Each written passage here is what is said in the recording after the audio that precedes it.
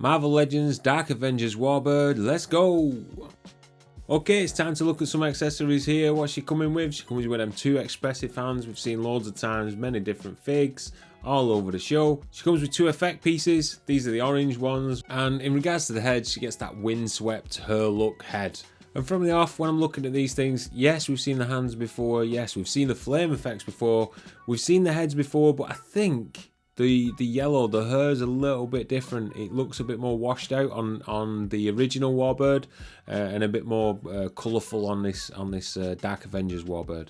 In regards to the 2 expressive hands, they're great for especially for flying poses. You know what I mean? You can have her having a fist and one open. So yeah, they work well. The 2 effect pieces, these are pretty good. Yeah, I put them on the hands. You can put them on the feet, wherever you want to entangle those flame pieces. You can do that. As for the extra head, always good to have an extra head. You can bang them on another custom body. I think I put my last one on the Jessica Drew Spider-Woman body. But for me, overall, you know, as accessories go, they highlight a character a little bit. Could they have been better? Yeah, they could have been. So for me, as a win and a loss, I'm not sure. I'm quite on the fence about this one. What do you reckon? Okay, so articulation, let's get it popping. When we start from the top, we can see she's got that double ball joint, giving us the forward and the back that we would want.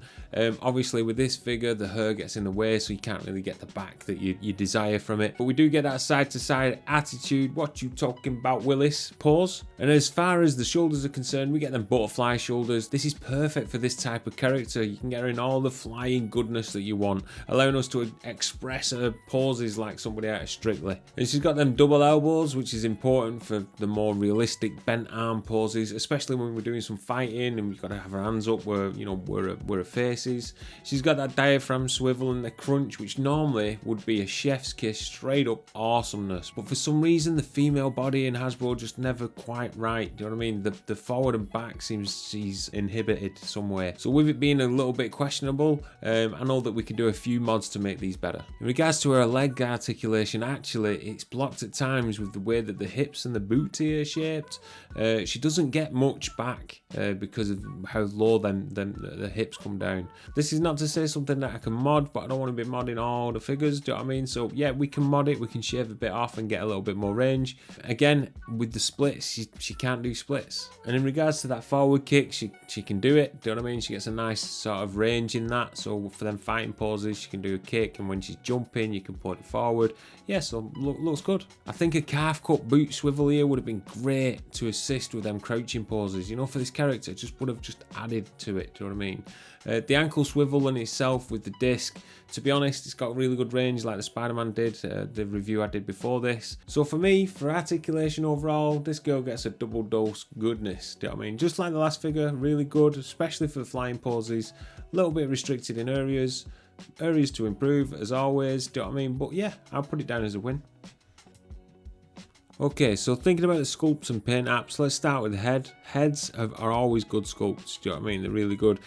As far as the paint apps, I haven't got eyes on one of my heads, and I'm not sure if that's intended or not, so let me know in the comments if you've got eyes on you. It's the windswept head. I've not got eyes painted in there, they're just white. I don't know if that's because she's moonstone sort of thing going on. But in regards to the paint apps, for me, they're pretty tidy. Looking down her arms, around the chest, the style looks good to me. Her pants, do you know what I mean? She's got like that, the black lining around the bottom of her pants. That looks great too. Then down to her calves, paint looks good. Again, no QC issues, I don't think, as I'm taking a close look into here.